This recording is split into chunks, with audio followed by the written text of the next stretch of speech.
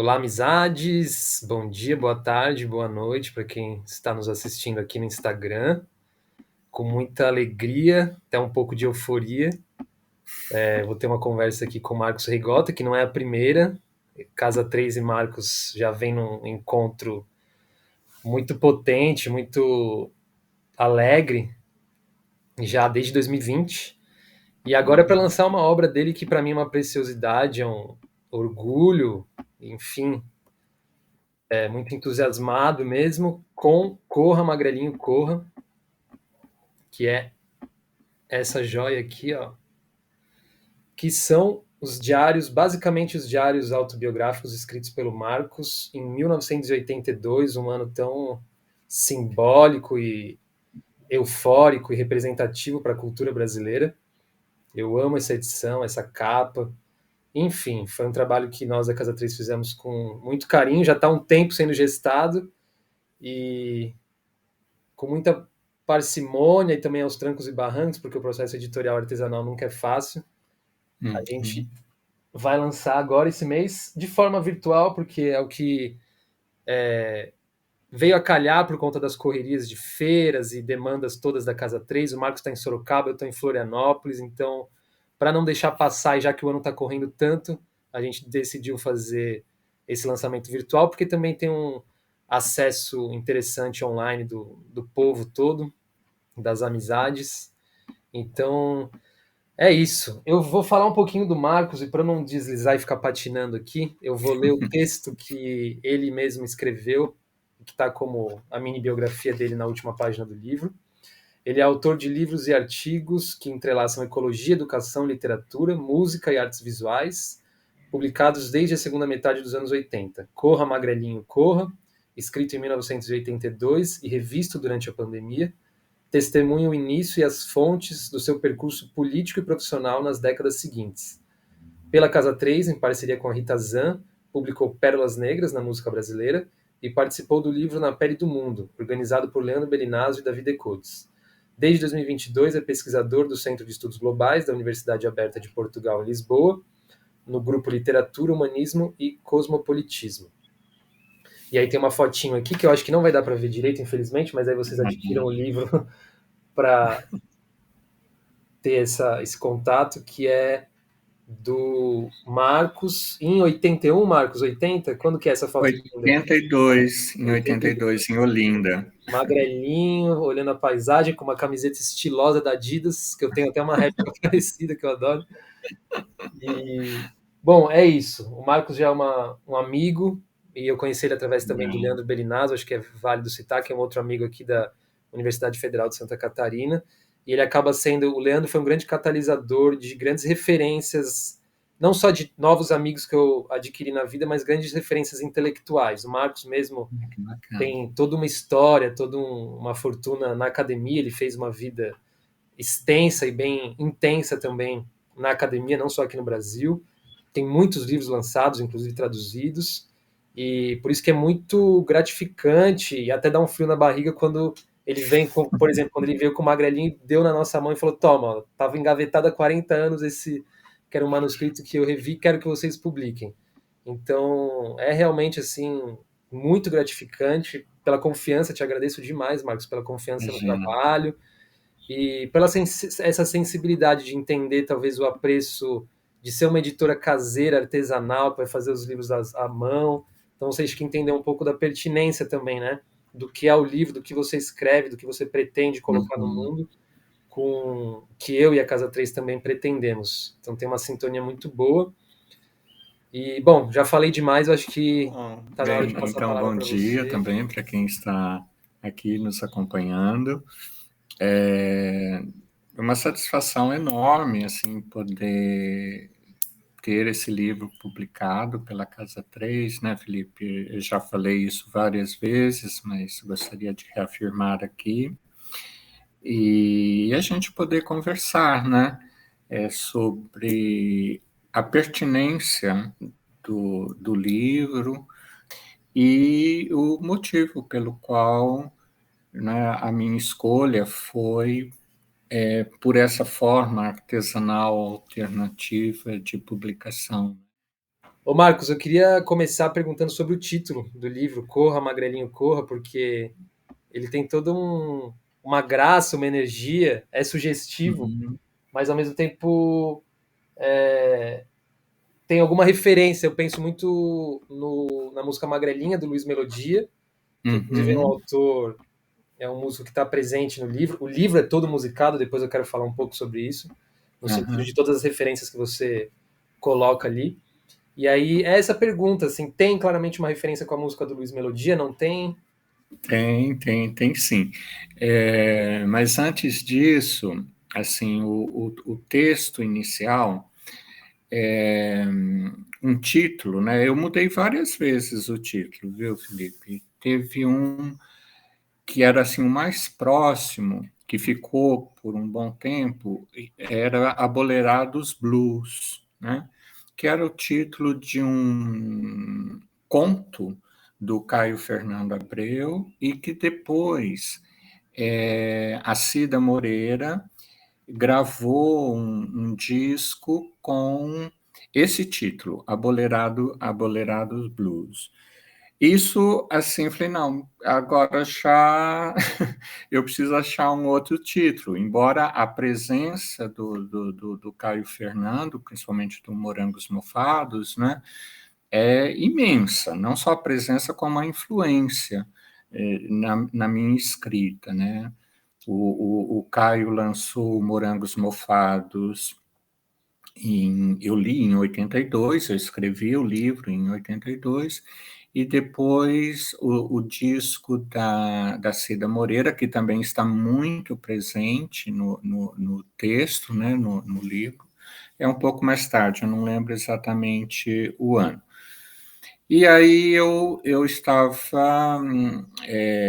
procurando outros títulos, e surgiu Corra Magrelinho Corra, que faz uma relação com o filme Corra, Lola, Corra, que eu gosto muito daquela estrutura, não sei se você assistiu, eu gosto muito daquela estrutura do filme, que já é pós-moderno, né? Então tem essa relação também. E o Magrelinho, na época que eu escrevia, eu estava estudando na USP, eu fazia geografia na USP, fazia biologia na Farias Brito, mas na USP eu era conhecido como ou Marquinhos, né, me chamavam de Marquinhos, ou de Magrelinho, porque eu vivia cantando a música do Luiz Melodia, subindo aquelas rampas, não sei se você conhece o prédio da Geografia e História da USP, esse é um prédio de rampas, né? Tem uma arquitetura muito interessante. Como é da PUC, depois eu fui fazer o mestrado lá, né? Então, o Magrelinho tinha isso. Às vezes as pessoas, em vez de me chamar de Marquinhos, me chamava de Magrelinho. E teve uma situação política, numa manifestação que eu relato no livro, daquelas inúmeras manifestações políticas, nós estávamos ainda sob a ditadura, né? E eu estava ali em São Paulo, na Faculdade de Direito, em frente à Faculdade de Direito da USP, no centro de São Paulo, aí veio a polícia, e a polícia está jogando bomba nos estudantes, e uma bomba caiu, assim, muito próximo a mim, né? E alguém gritou, assim, corra, Magrelinho, né? Me alertando, né, do risco. Então, toda essa mistura, assim, né, desde deixar o Abolerados Blues, né, é, porque já tinha essa referência a Cida Moreira e do Caio Fernando, como uma homenagem a Luiz Melodia, o outro livro que nós publicamos, né, Pérolas Negras, então marca bastante essa presença do Luiz Melodia.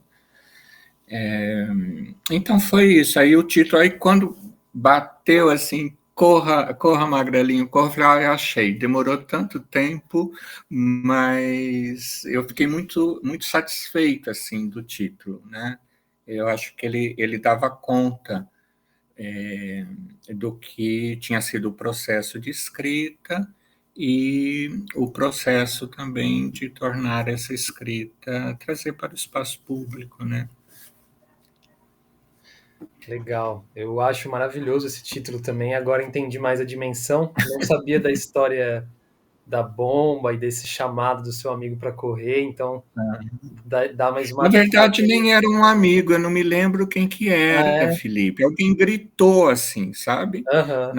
Naquela correria, né? Naquela tensão E toda que são as manifestações. eu não. Certamente era alguém ali da minha convivência, mas eu não saberia te dizer quem gritou esse alerta, essa camaradagem, né? Aham. Alguém que observa que o outro está em risco, né? Aham. E grita de uma forma que ele vai entender E e criativo direta, até, né? Porque né? não sabia o teu nome, mas viu o teu perfil e até doce, né? Sabe? Então, pode até nem ter sido uma pessoa conhecida, né? Aham. Mas alguém assim que então foi É. um alerta e um cuidado que me marcou muito, né? O manuscrito que foi escrito em 82 pelo Marcos passou um período de 84 a 91 com amigos dele que, com muito cuidado também e muita consideração, guardou esse manuscrito num apartamento no Rio, não é isso, Marcos? Foi, foi. Então, essa eu comecei então a escrita em 82, né? E bastante influenciado, então eu conto isso no início do livro, né?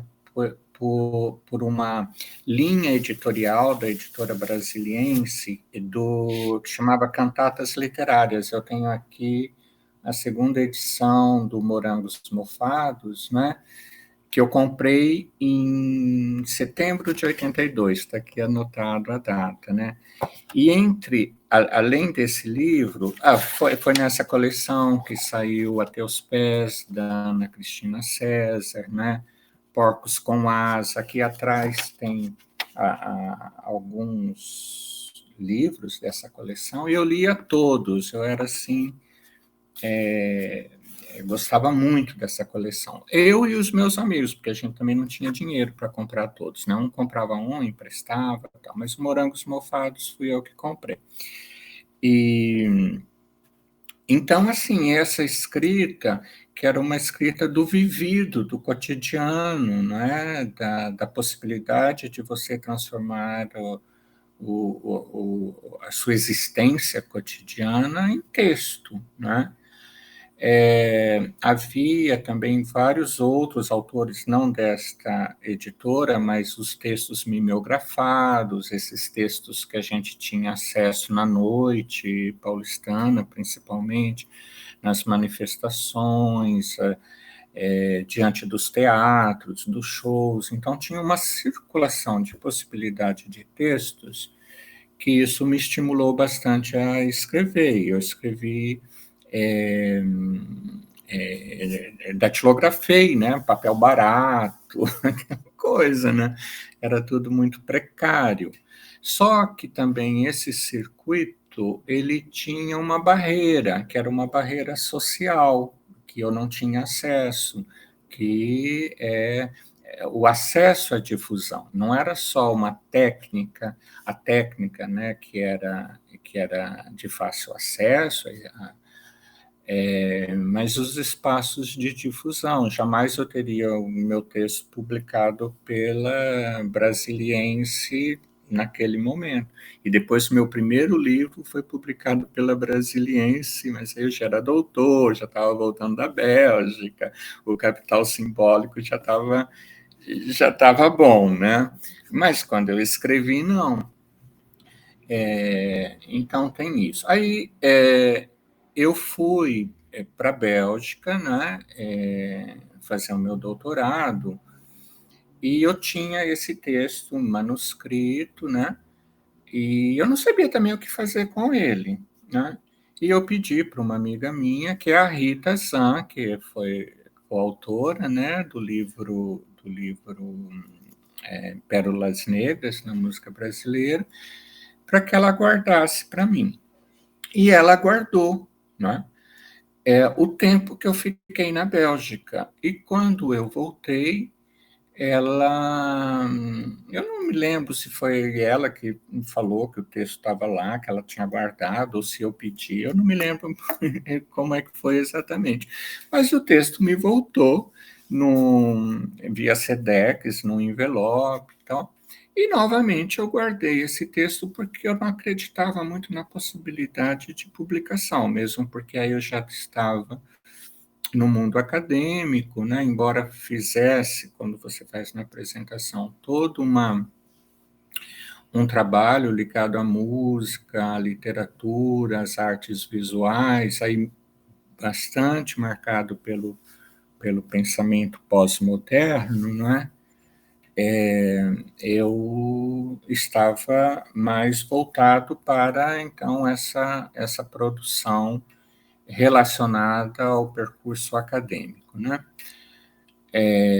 Que não deixa de ser literário, tudo cultural, né? Aí já tem a fase do pós-modernismo, da influência dos estudos culturais, que vai marcar a minha trajetória acadêmica, né?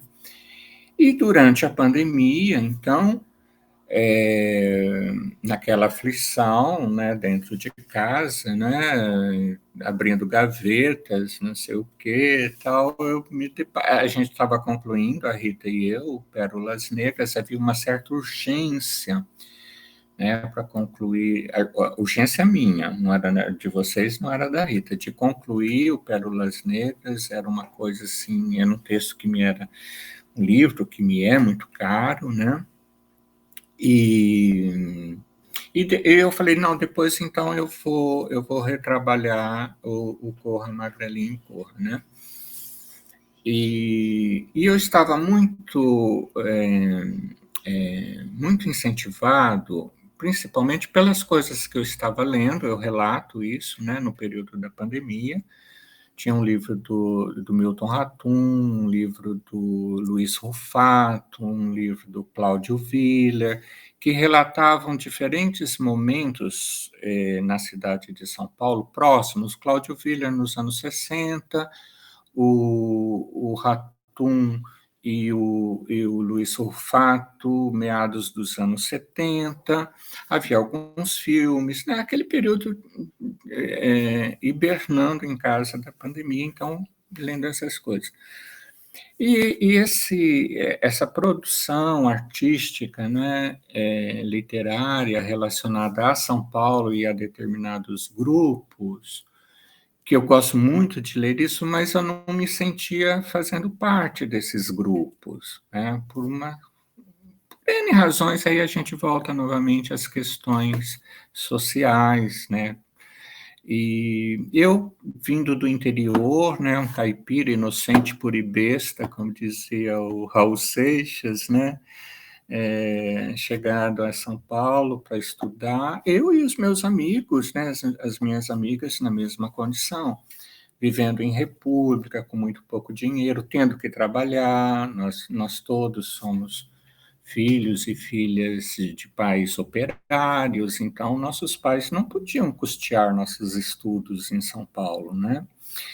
E então eu não encontrava muito isso naquilo que eu estava lendo naquele momento. Eu falei, mas eu escrevi sobre isso, né? Eu tenho um texto que é justamente daquilo que eu estou sentindo falta.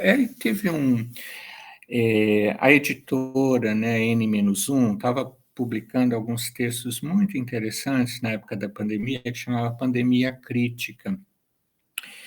E tem um texto do Hernani Chaves, que é professor na Universidade Federal do Pará, que ele conta um pouco como foi viver em São Paulo na época, mas acho que a gente fez mestrado mais ou menos na época da AIDS, né? E depois na época da pandemia. Ele já não estava mais em São Paulo, mas ele fazia essa analogia. Então, esse texto também me deu muito ânimo em relação ao que eu tinha escrito.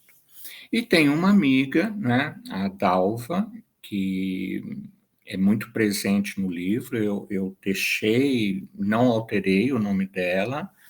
Ela acompanhou, era minha colega na USP, uma mulher negra.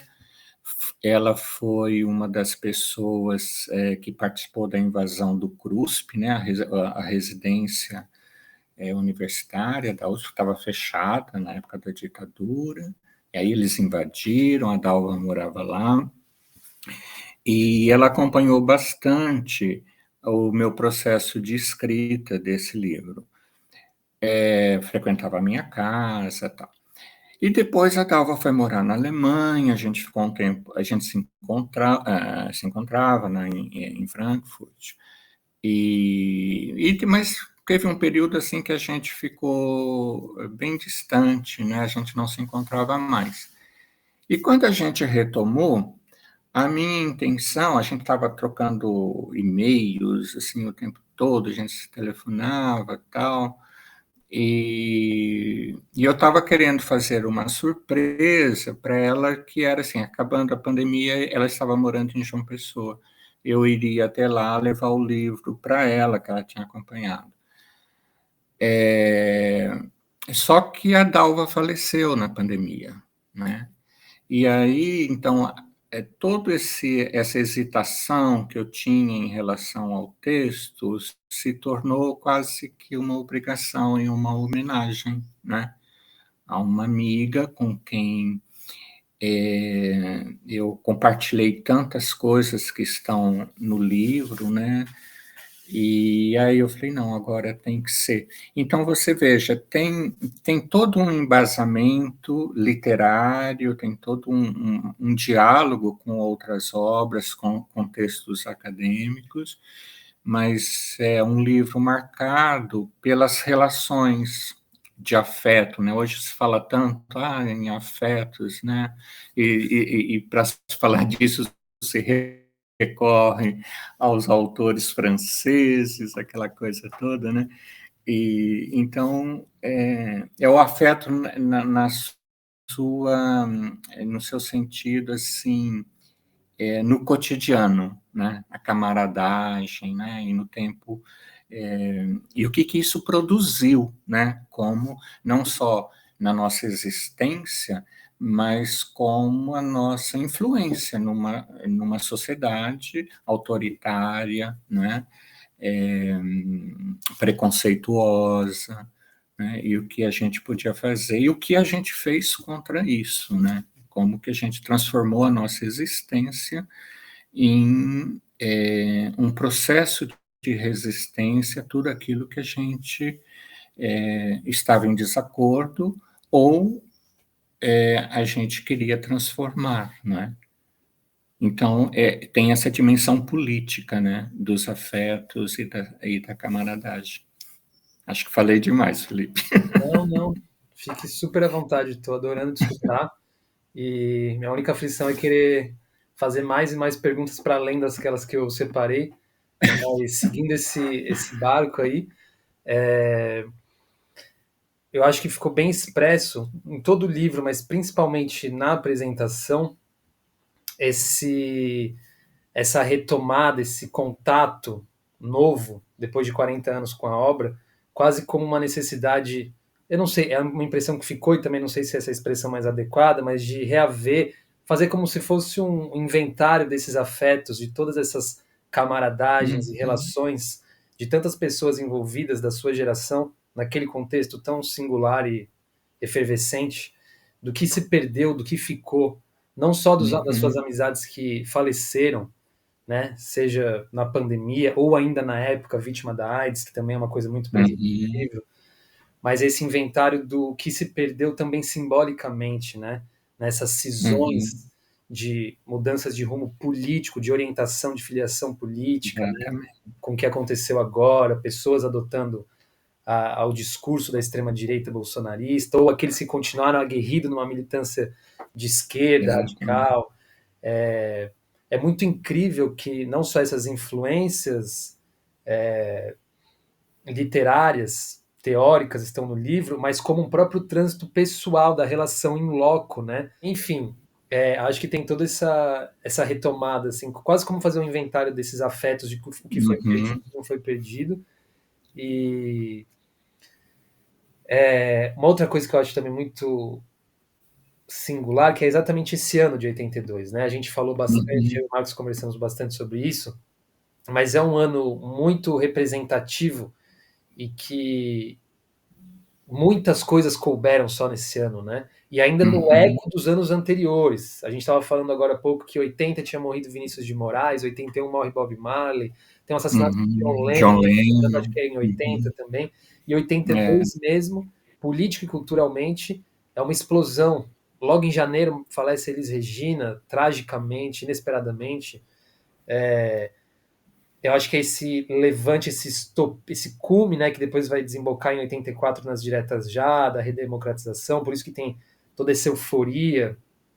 E na música também, acho que Tamara Assunção lança um álbum, que é um álbum que é muito representativo para você, né, Marcos? E também está na obra. uhum, O Caetano exatamente. lança Cores e Nomes, que para mim é um dos melhores trabalhos dele. E 82 também, aí no sentido trágico, que aí começa a marcar esse pânico do surgimento da AIDS, e aí você reacessa, você finaliza, na verdade, você volta à tona depois desse novo mergulho no texto em 2022, que é o ano que a Uhum, pandemia já produz esse estado de choque e ao mesmo tempo de saída dela, e em perspectiva com esse ano de 82, que é o início do surgimento da AIDS, né? Então também tem essa coincidência exatamente. trágica de dois acontecimentos de epidemia, pandemia.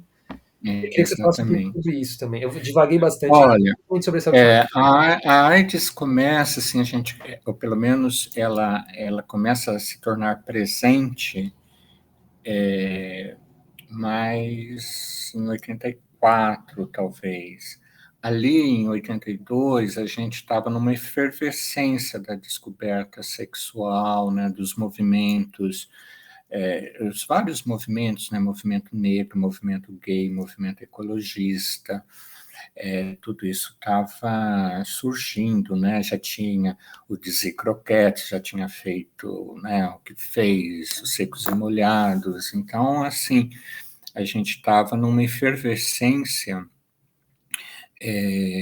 sexual, né, pré-AIDS, né, que depois com a AIDS, né, isso mudou completamente.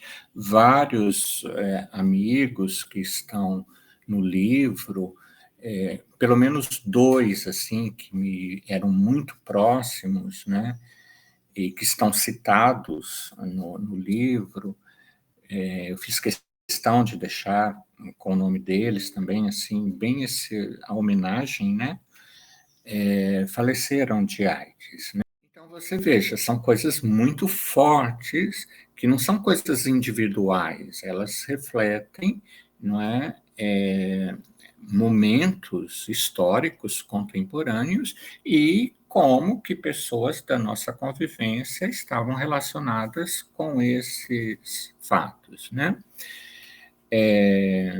A morte da Elis Regina, né? Então também aparece, foi em janeiro de 82, eu estava viajando com dois amigos pelo Nordeste, só que a gente tinha, assim, as nossas passagens não combinavam, então a gente não viajava juntos, a gente se encontrava nas cidades, né? E eu estava na rodoviária de Natal, esperando os meus amigos chegarem. Olha, veja, a gente não tinha celular, não tinha WhatsApp, não tinha, não tinha nada disso. Hein? A gente acabou de chegar às 19 horas em Natal, né? Essas 19 horas chegava 3, 4 horas depois, né? Isso, tinha que ficar lá esperando.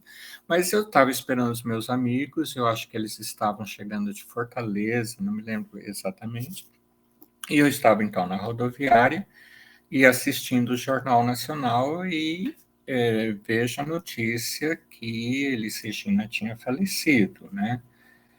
E aquilo foi um choque para mim, porque Elis era, né, ela estava no auge da sua carreira, né? Eu tive a oportunidade de assistir 4 shows da Elis Regina, só O Falso Brilhante eu fui 2 vezes, né? Então, naquele período que a Elis tinha dado uma guinada, assim, na carreira dela, né? Gravando Belchior, João Bosco, né? Incrível.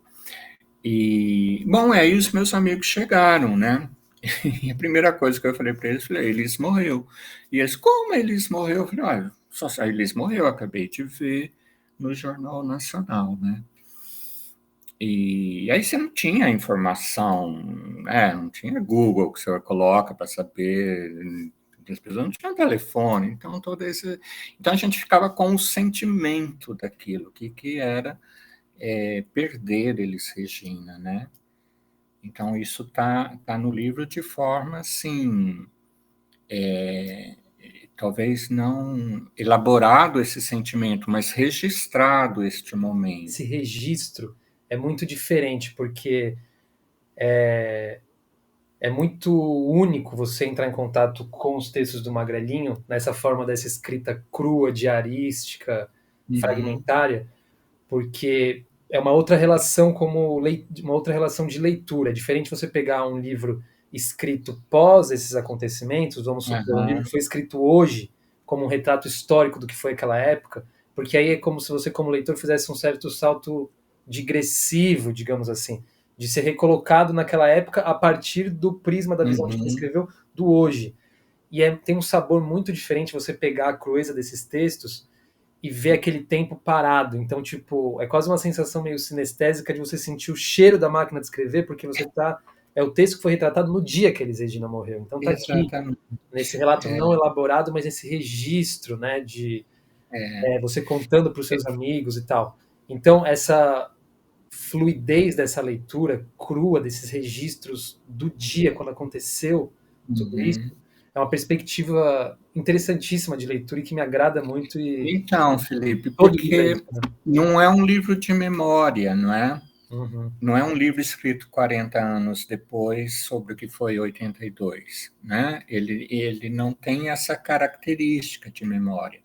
Embora eu tenha retrabalhado o texto, evidentemente, tinha frases que estavam mal construídas, tinha passagens que necessitavam de uma melhor precisão, mas eu não alterei o texto, né?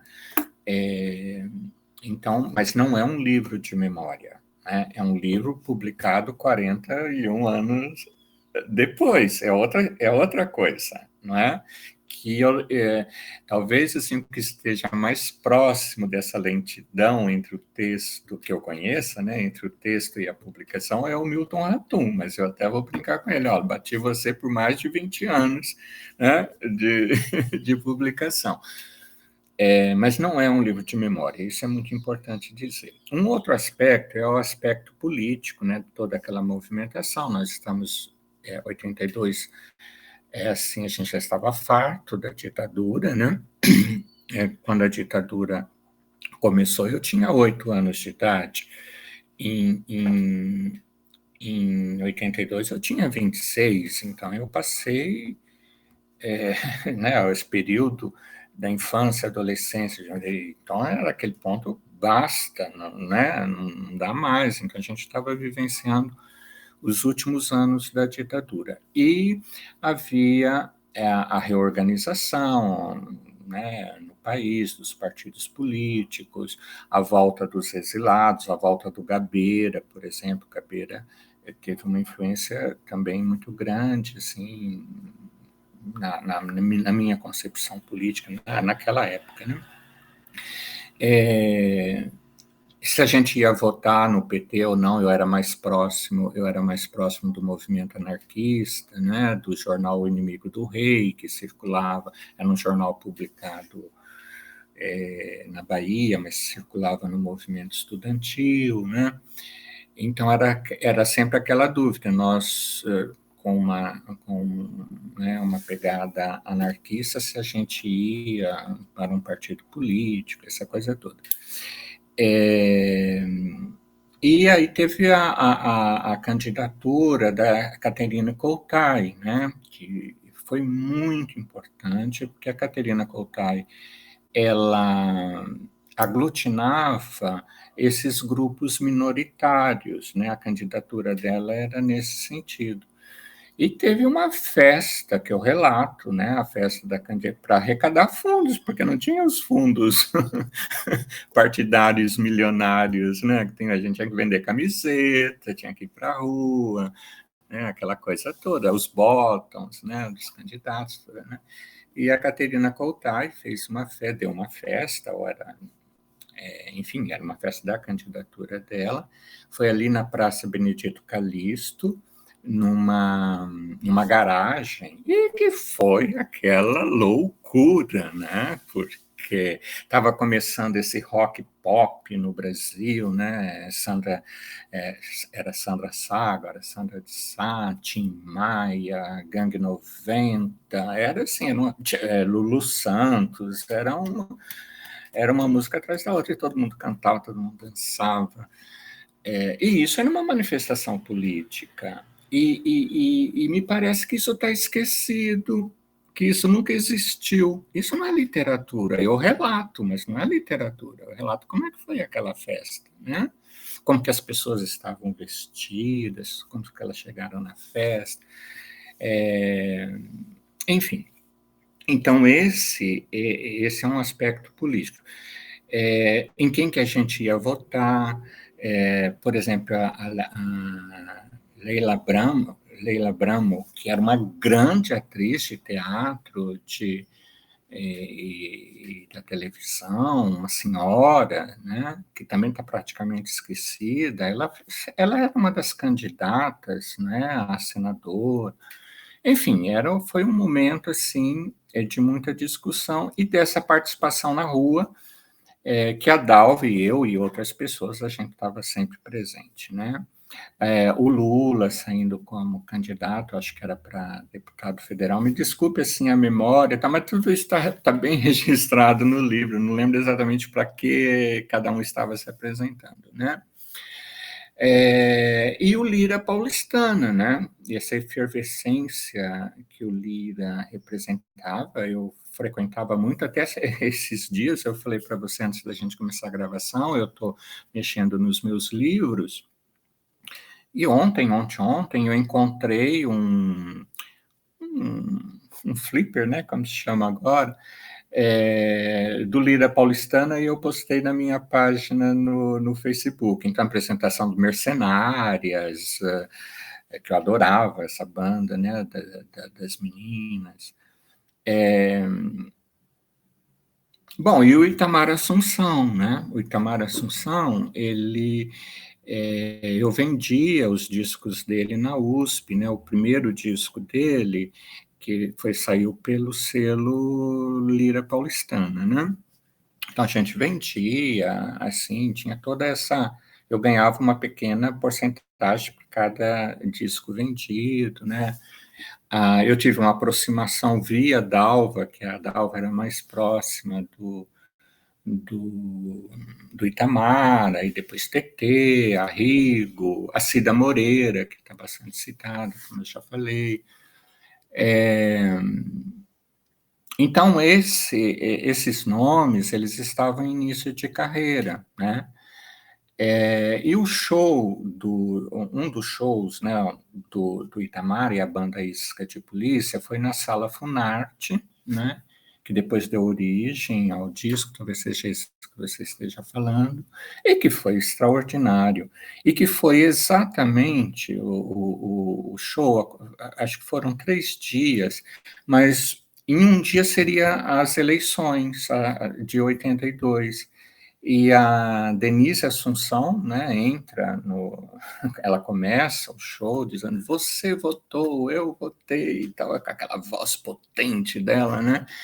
Então é um registro de como tinha no show, de como tinha sido a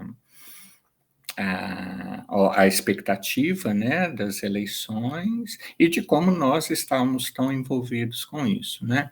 E esses shows eram de fácil acesso, custava muito barato, dava para a gente ir e tal. Um outro show importantíssimo foi o do Luiz Melodia, na Fundação Getúlio Vargas, né, no Teatro da Fundação Getúlio Vargas, e que, na ocasião, a Vilma Nascimento estava presente no público e ela estava sentada muito próxima de mim, né? Eu adorava, ela tinha gravado um disco recentemente, eu adorava aquele disco dela. Ela participou do disco do Luiz Melodia, Maravilhas Contemporâneas, ela fez também com o Gil, enfim, era uma cantora, assim, que eu gostava muito e que estava bastante presente também no livro, né? Mas esse encontro com a Vilma Nascimento, eu cheguei até ela, Vilma, tal, não sei o que, achando assim, né? Mas ela é muito tímida também, e ficou nisso. Mas depois, no Pérolas Negras, eu volto a falar, a Rita e eu, da Vilma Nascimento, e ela nos enviou fotos para que a gente pudesse publicar. Então, hoje, assim, eu tenho uma relação, embora distante, com a Vilma Nascimento, que é muito bacana, né? Então, veja, são esses nomes, né? Como que eles estavam surgindo, os que permaneceram, a obra do ter podido acompanhar o surgimento do Itamar Assunção e a banda Isca de Polícia, né? Eu tenho um bilhetinho que ele escreveu para mim, manuscrito, que ele passou para a Dalva e a Dalva passou para mim, né? Então, isso é de uma riqueza, assim, que me ultrapassa, né? Então, quando eu estou colocando isso publicamente, eu gostaria de não precisar falar nada disso, mas eu também acho que eu sou movido, sou chamado a, a falar dessas coisas, porque parece que elas não existiram, né? Hoje você tem uma produção cultural de grande qualidade, mas que as pessoas não acessam, né? Uma literatura que as pessoas não acessam. Por isso também é, todo esse pensamento, a minha vontade de que o Corra Magrelinho Corra fosse essa produção independente, artesanal, que chegasse até, que tivesse essa releitura, né, sua, da Marília, da geração de vocês, né, justamente para tirar um certo ranço nostálgico ou memorialístico, não é isso, né? Pelo menos não foi a minha intenção. Quem for ler, que entender, mas eu quero deixar isso registrado, né? E o que aconteceu depois, né? O que veio com a pandemia, o que veio com esse governo anterior, que eu me recuso a pronunciar o nome, os seus adeptos que estão nas nossas famílias, estão nos nossos círculos de amizade, né? Então, nesse sentido, a política aparece novamente. Eu insisto que se trata de um livro de uma tomada de uma posição política, né, que se manteve, né? Aqui ela estava em construção ainda, mas que ela se manteve por 4 décadas, né? Inclusive que se concretiza, se apresenta novamente com o Corra Magrelinho, Corra mostrando a cara, né? Está aqui. Não é? Teve muita gente que não se enrolou na bandeira nacional diante dos edifícios militares e militarescos, né? Isso é preciso dizer, né? É preciso. E qual é a produção cultural que é difundida e de acesso imediato? Às vezes, para concluir essa parte, Felipe, eu recebo algum vídeo de alguém assim que está em evidência, eu entro, que eu nunca tinha ouvido, por exemplo, né?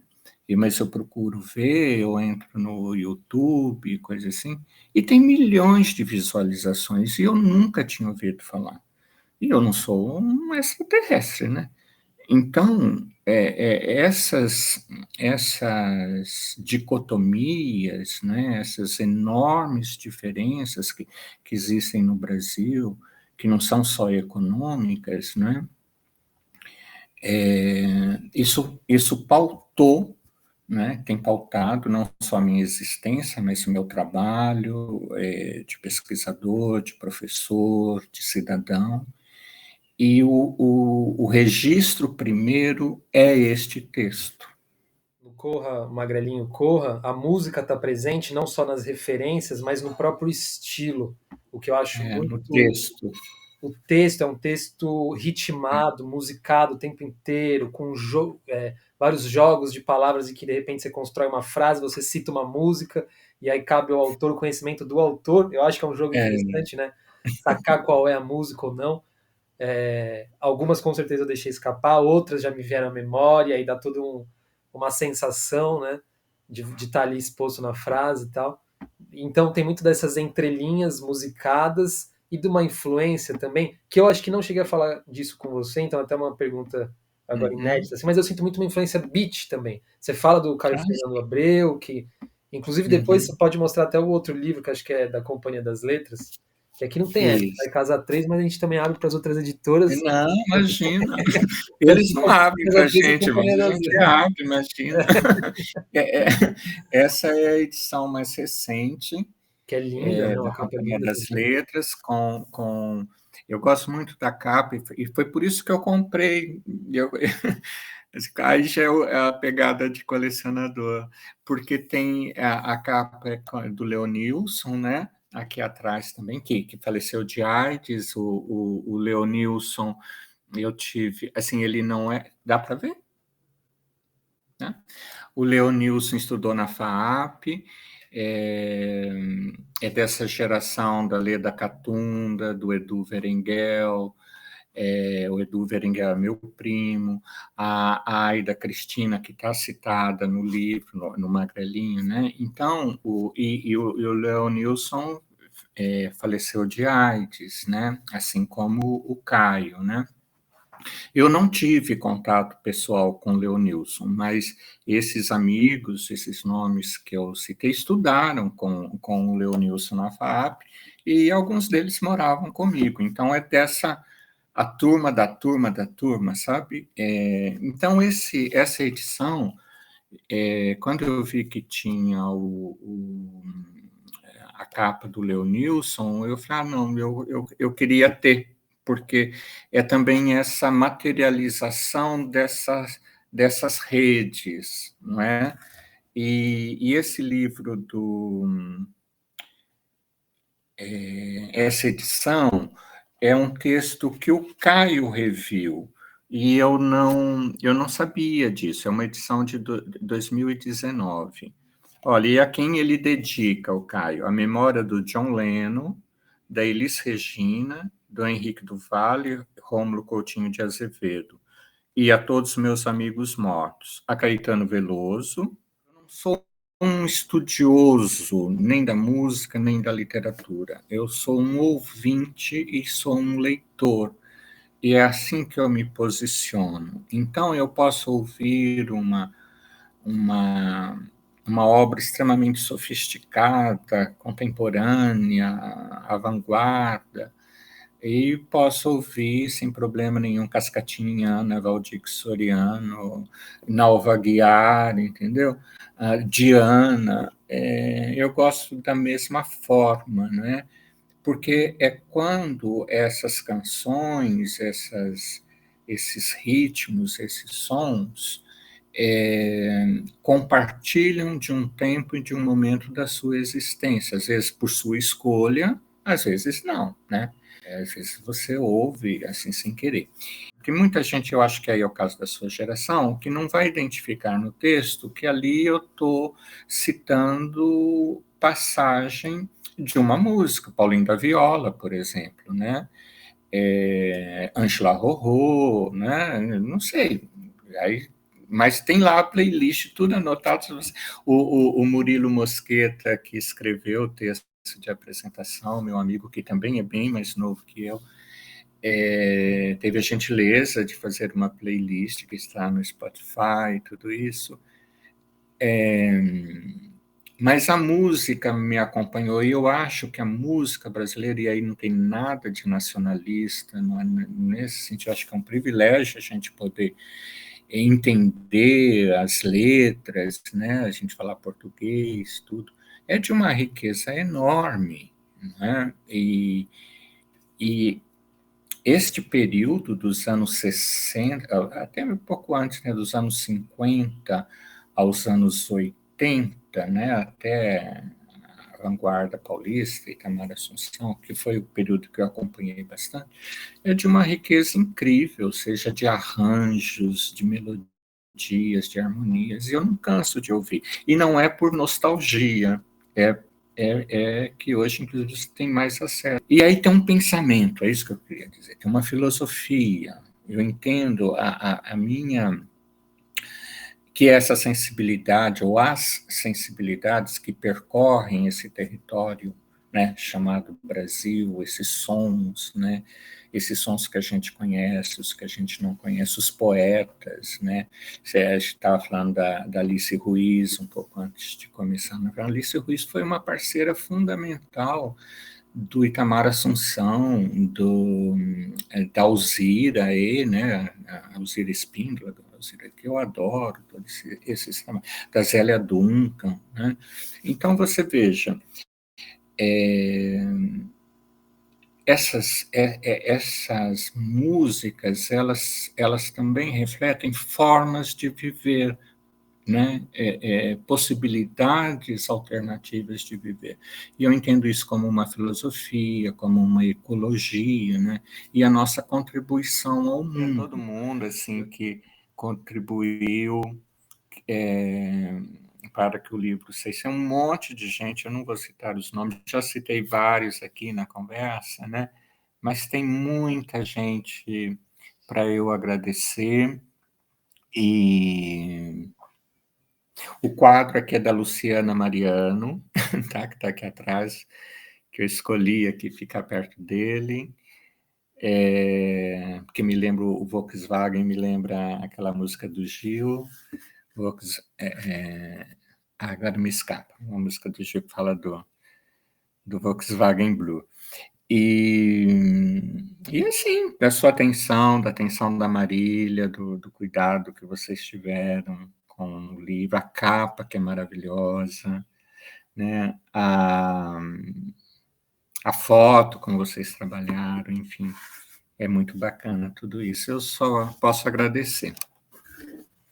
Imagina, Marcos, eu que agradeço imensamente e foi um privilégio, uma honra assim enorme, uma alegria mesmo ter a possibilidade de editar e publicar o seu livro. Eu queria encerrar com a leitura desse textinho da contracapa. Primeiro falar assim que rapidamente que você falou do Murilo Mosqueta, que é seu amigo, ele escreve o prefácio do livro, um Aham. prefácio curto, mas muito rico, assim, que interpreta bem toda a dimensão do livro. E ele teve esse trabalho todo maravilhoso de fazer uma playlist no Spotify, que pode ser acessado porque tem aqui um QR Code. Então, através do QR Code tem acesso à playlist no Spotify. E aí, voltando, esse trecho da contracapa é um poema, é uma das partes que, além das várias citações e de outras experimentações textuais mais em verso, esse daqui é muito interessante, porque ele é bem concreto no sentido de dar definições assim de lugar, da sua idade. Uhum. Ao mesmo tempo, paira ali uma coisa que eu gostaria que você explicasse. Eu vou ler. Tenho 26 anos. Alguma coisa por aqui mudou. As 7 portas amarelas da Casas Pernambucanas não existem mais. A cruz de neon verde na torre da igreja dançou. Agora é vermelha, sinal dos tempos. O que é isso, Marcos? Explica para nós. O que é isso? Você sabe? Bom, isso é Promissão, minha cidade natal. Eu tinha ido para lá, eu acho que eu escrevi isso no mês de julho. Eu estava tentando achar aqui, contar a página, porque continua, né? E assim, eu me defrontando com todas aquelas coisas que eu estava vivendo em São Paulo e voltando para casa, né? em Promissão. E você sabe, depois de Florianópolis, eu fui direto para Promissão e eu estava com o livro na minha mochila, né? E eu passei pela cidade com o livro, mostrando assim para o Magrelinho passagens do. Eu até ia te mandar a foto e tal, mas eu falei, vai ficar demais. E aí eu fui ter uma amiga lá em Promissão, que ela tem uma loja, uma pessoa bem mais jovem, da sua geração, e a Juliana, que eu gosto de passar lá. E aí eu falei para ela, tinha saído o livro, eu mostrei e eu li essa passagem. E na sequência, ela diz assim, você se lembra do... porque eu falo, a luz de neon está acesa, alguma coisa assim, eu não achei aqui no livro. Agora, não achei a página. E aí ela me diz assim, porque era o hotel da minha avó, e era o único lugar que a indicação tinha uma luz neon, assim, indicando, e eu adorava aquela luz neon. E quando eu li essa passagem para ela, você veja a arqueologia, o que vem, né? Ela fala, mas então, acho que você está se referindo ao hotel da minha avó. Eu falei, com certeza, porque era a única, tinha a torre da igreja, que eu estou falando aí, né? E no hotel da avó dela, uma luz de neon, assim como uma seta indicando a entrada do hotel, né? Então é Promissão, minha cidade natal. E levar o Magrelinho para lá faz parte dessa... ele precisava ver a cidade onde ele nasceu. Lindo demais. Eu abri uma página aqui, eu gostaria de ler um trecho Tá, vamos lá. aleatório, abrindo uma página, para o pessoal sentir o tom, o sabor. Que página que tá, Eu estou na Felipe? 162. O livro, gente, tem tem 200 páginas, não, 100 de texto mesmo, 197 páginas, tem uma ilustração maravilhosa, que uma arte que o Marcos fez durante a pandemia, que a gente pensou em conceber como capa, mas aí depois a gente acordou a capa aqui atualmente, mas é uma arte tão interessante que também retrata muito o livro e os processos artísticos do Marcos, que a gente decidiu colocar aqui nas últimas páginas do livro. E depois tem toda a playlist, as referências das playlists que são citadas e tal. Enfim, tá fino esse livro aqui. E aí na 162 começa: O futuro é agora. Anote aí meu nome e meu número de telefone. Valkyria, com W e K. Eu e minha gata rolando na relva. Blitz, língua de trapo, as frenéticas, a cor do som. Quero ver você dançar. Sandra Sá, assim, perto de mim. PT, saudações. O Zeca chegou do Rio. O Zeca chegou do Rio de Janeiro. Deixou as coisas dele na sala e foi direto pra festa. Iroan. Mirella, Sheila. Kiomi. Conceição, Bruno. Maurílio.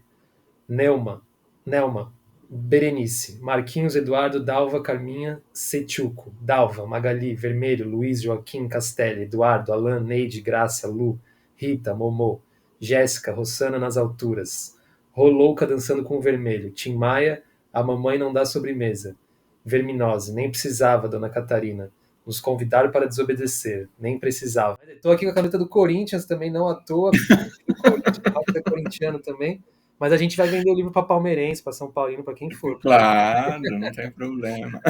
Amizade. Ô, Olha, Felipe, deixa eu falar uma coisa assim, esse claro. trechinho que você leu Uhum. é um trecho da festa da Caterina Coutai. E o título da festa era Desobedeça. Então, quando eu falo assim, nem precisava, dona Catarina, que é a Caterina Coutai, né? Pedir, nos convidar para desobedecer. Nem precisava, a gente sempre desobedeceu, a gente só estava na festa também curtindo. Eu que agradeço demais por esse papo, é um privilégio e muito prazeroso te ouvir, muito enriquecedor mesmo. Mais uma das nossas conversas. Hoje é o lançamento oficial do Magrelinho, então está tendo essa divulgação. E quem quiser adquirir a obra é só entrar em contato. Nesses dias anteriores, ele estava em pré-lançamento, com desconto especial. Também tem os livros Pérolas Negras e Na Pele do Mundo, que são 2 e-books disponibilizados gratuitamente. Pérolas Negras de 2022, Na Pele do Mundo de 2020, que tem a presença do Marcos. Pérolas Negras escrito por ele, pela Rita Zan. E na Pele do Mundo ele é entrevistado pelo Leandro Belinazzo da Videcodes. E quem quiser também adquirir essas duas obras gratuitas é só entrar em contato pelos canais da Casa 3. Então, muito Valeu, gente. obrigado, Um abraço, viu? Um obrigado. abraço. Tchau, abraço para todo mundo. Tchau.